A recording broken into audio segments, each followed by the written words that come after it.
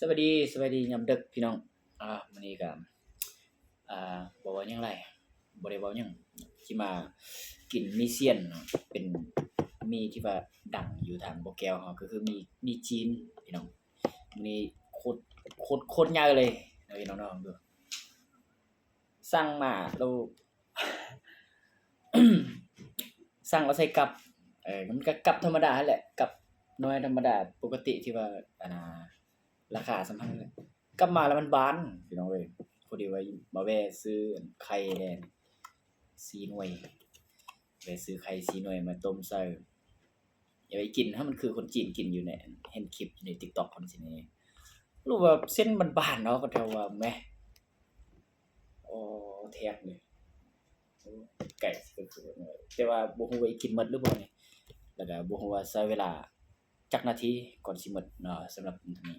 สิพยายามกินให้มันหมดให้มันไวที่สุดเพราะว่าปกติก็เป็นคนกินช้ากินมักบ่ทันหมู่เอาบ่วงยาดิบ่วงนี่มันบ่สะใจบ่สะใจบ่วงนั่นนี่ต้องได้ใช้บ่วงนั่นน่ะเอามาเด้อเดี๋ยวโอ้ยเนาะพี่น้องเอ้ยบอกอะไรไงฮะพี่น้องดับซะด้วยเนาะจะเริ่มปฏิบัติหน้าที่ในการกินการกินที่มีความสุขต้องเปิดเพลงฟังพี่น้องพี่โอ้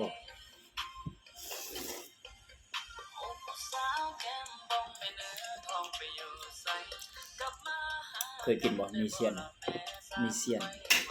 ตอนนี้อยู่บ่อแก้วอยู่ต้นเพิ่งถือว่าร้านนี้ร้านเดียวนี่แหละถือว่าค่อยนิยมกิน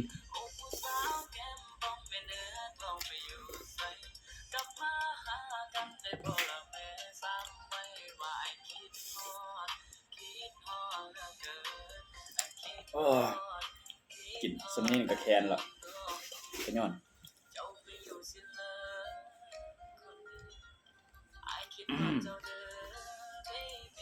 ไข่กระด้งต้ม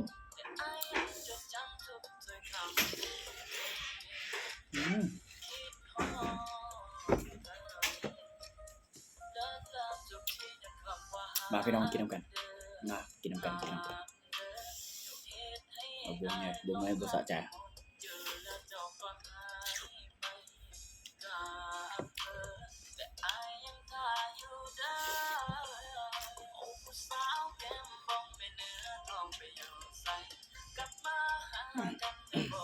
ทีมงานเรา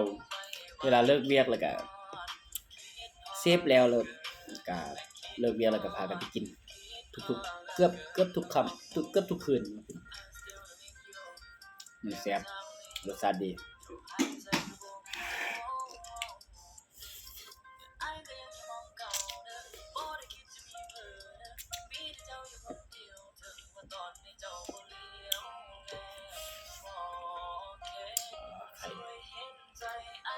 เยอะเลยนะเอาบนมอ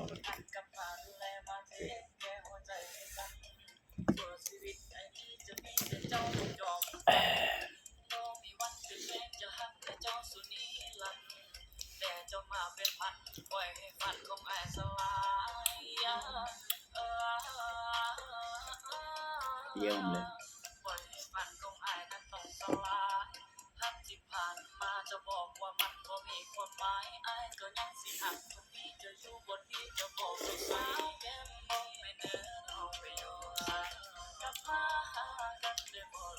มาเล่นบ่แก้วมาเล่นเมืองต้นเพิ่งไปโลผับโลปาร์ตี้ดึกๆแล้วก็เลยสิดึงไปแวะกินอันนี้แซ่บสำหรับใครที่ติดใจในเส้นน้อยเนี่ยเส้นน้อยนี่เส้นน้อยซ้ำเส้นไส้ชนิดเส้นอื่นเส้นใหญ่ค่อยบ่มัก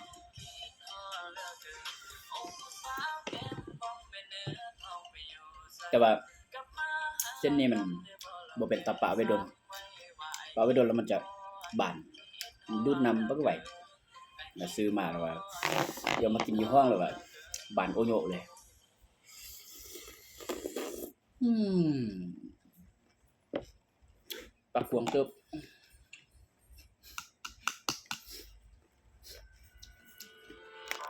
เจ้าของปักขวงเติบดนเติบดนสุดๆเลยที่ว่า ไว้อันเฮ็ดคลิปกินกินอาหารลง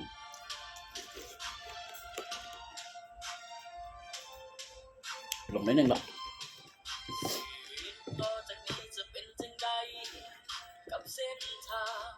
ที่ไฟฝันวันนี้มันมืดมนคนเป็นล้านก็ล้วนได้พบประเสริฐเจ็บเท่ากันบ่มีทาง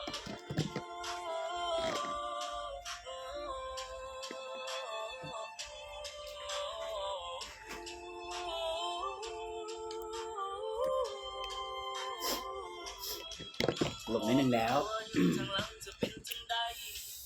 เขาเฝ้าคอยให้ความหวังมันพังทุกอย่างบ่มีใครเห็นใจในสังคมของเมืองใหญ่มันโหดหายแต่สิ่งที่เฮ็ดได้คือหัวใจเอาตอนนี้สู้ให้มันสุดใจในที่3ไปถึงความฝันแม้ว่าแห่งพลังและความหวังจะมีน้อยคิดทอดคนจังหลังไว้ทอดให้กูห้ามถอยยังมีคนคอยมันต้องมันต้องรสชาติที่ค่อยมักก็คือรสชาติแบบพอดีออกหวานนิดนึงหวานแล้วก็บ่ค่อยจะเผ็ดปานใด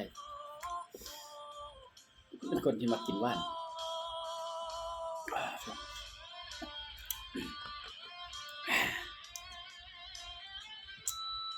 แกน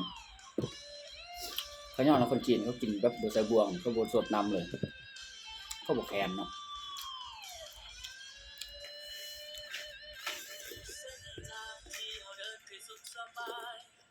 มันจางหา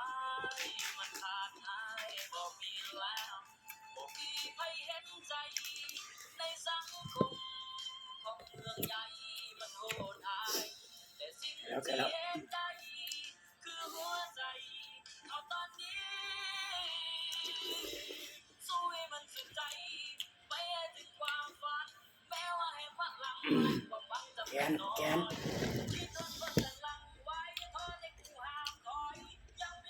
กินเทอละครึ่งหน่วยไปกินแบบฟุ่มเฟือยขนาดบ่เคยกินอันนี้ตั้งแต่น้อยจนจำได้ไข่อ่ะหน่วยนึงนี่ต้องมันเข้าคาบนึงตั้งแต่น้อยมาบ่มีกินบ่มีกันครอบครัวยากจนกินต้องประหยัดสุดๆเลยหน่วยนึงนี่ปั่นไป4คนแบ่งกันตอนน้อย ไข่นี่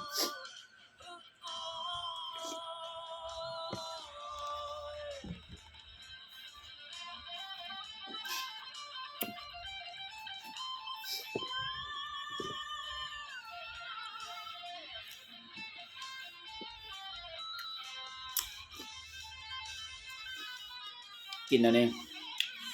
สำหรับใครกันถ้า กินอันนี้เราไปกินน้ำเซินอิ่มเลย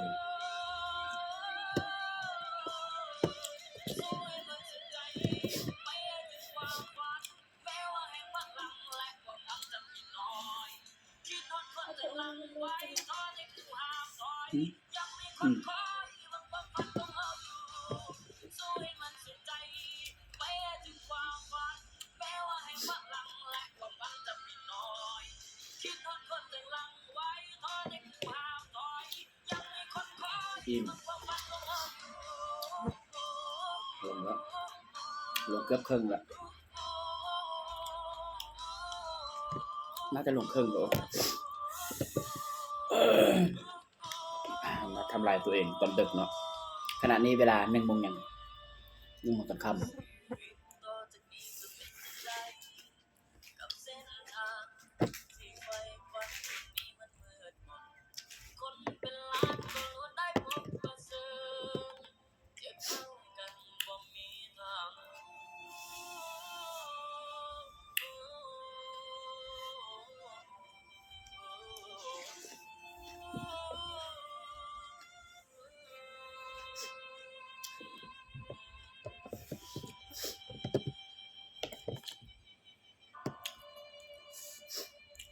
จะบ่ฮู้ว่าเส้นเป็นอะไรว่ามันเลื่อมดอกไป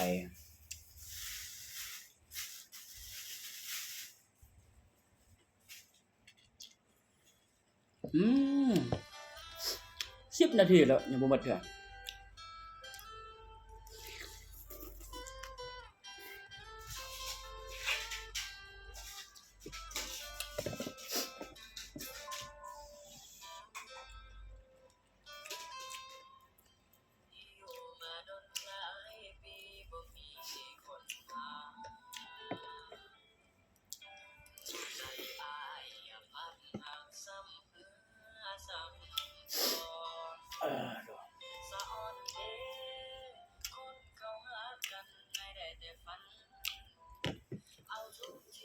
เดี๋ยวประมาณนึง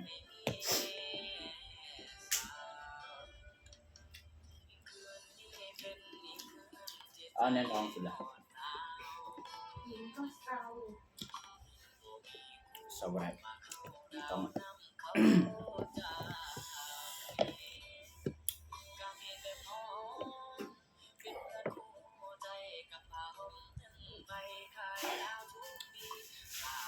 เริ่มบ่ไหวละ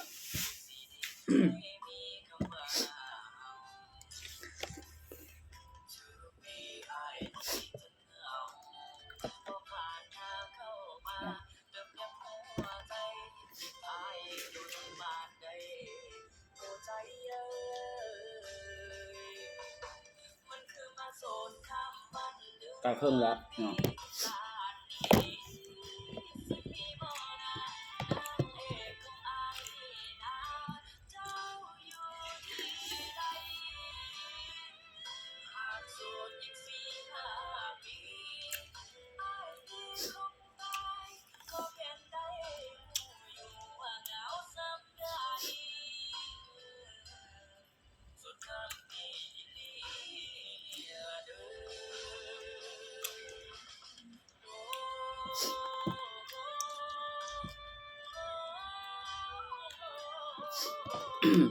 วันนี้มาต้ม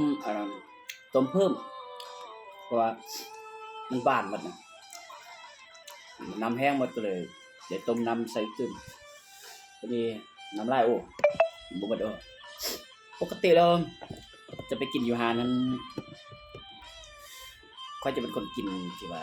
ค่อนข้างจะมักน้ำกินน้ำต้องหมดก่อนตลอดน้ำหมดก่อนต้นมันอิ่มสะใจแต่ว่ามื้อนี้คือบ่หมดดอกน้ำในพวกมันหลายโพดมันบานขึ้นแล้ว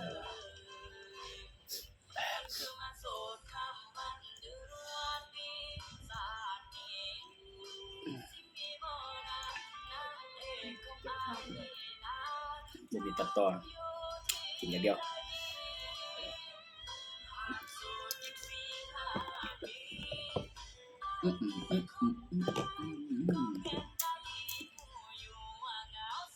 กระดูก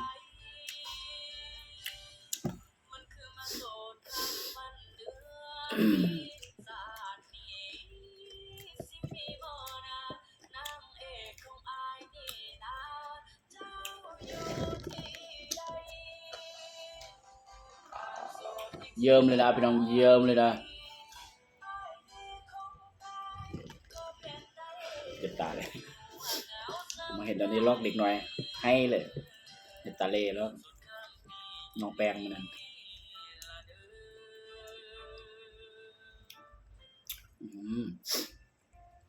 สุดๆเลยคืนนี้นอนบ่ได้แน่นอนเต็มท้องนะ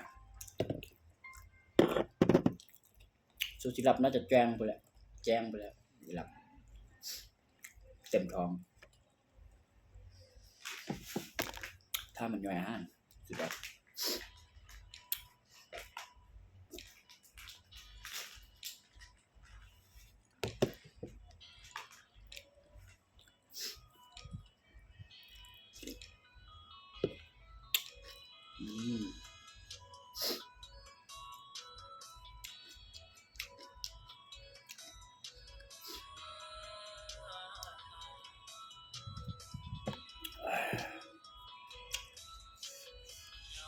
15 นาทีผ่านไป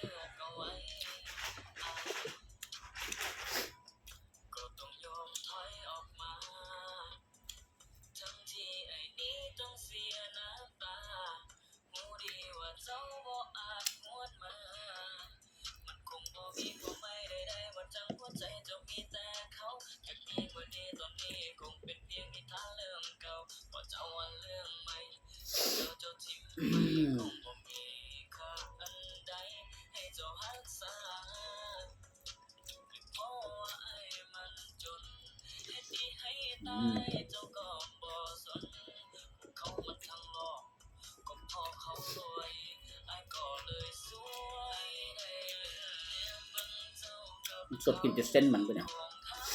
น้ำคือบ่หมดอ่ะไล่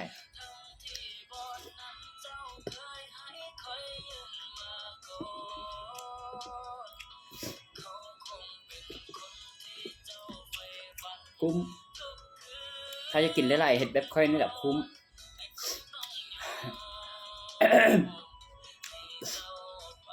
ซื้อใส่กลับแล้วมากินอยู่ห้องซื้อเส้นน้อยเนี่ยมันบานดีมาฮอดห้องเต็มโอโยก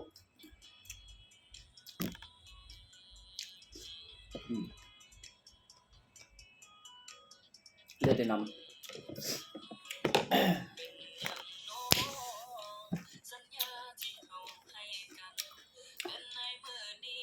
16 นาทีไป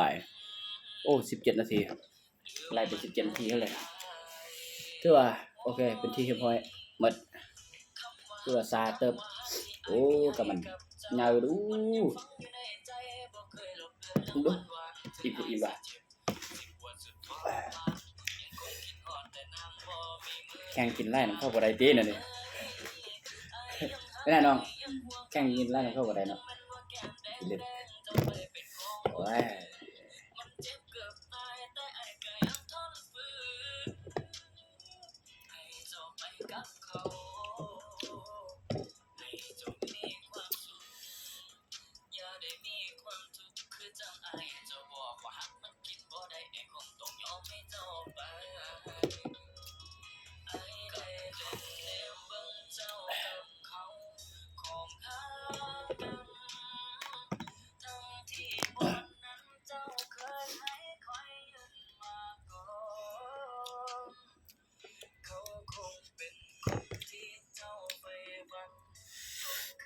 หมด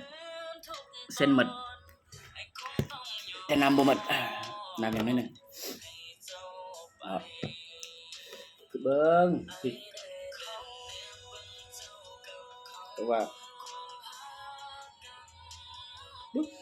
ไก่ครึ่งมันตัวนี้พี่นะไก่ครึ่งนะไม่ย้อนกินมันพี่เลือกพี่น้องนะยังได้นะอาจจะเข้าใจเนาะเข้าใจสำหรับทุกคนที่เข้ามาเบิ่งในวิดีโอตัวนี้เนาะแล้วก็ผู้ใดที่เข้าแล้วก็ไปโลดึกๆกันนะอยู่บ่อแก้วนี่อยู่ต้นเพิ่งสิลงไปกินทานนี้เนาะแซ่บมีเสียนแต่ถ้ามักในสไตล์ค่อยได้กินเส้นน้อยใส่เครื่องหอมหลายๆสุดติ่งเลยใส่น้ำตาลพร้อมสำหรับค่อยมักหวานมักเผ็ดก็ใส่บ่ต้องใส่หลายเดี๋ยวเจ็บท้องเนาะเอาจบกันส่ำนี้19 นาทีไปอย่าลืมเข้าไปติดตามทางช่องไอ้เมือง LPV เด้อเนาะบายแล้วก็ทาง TikTok เลย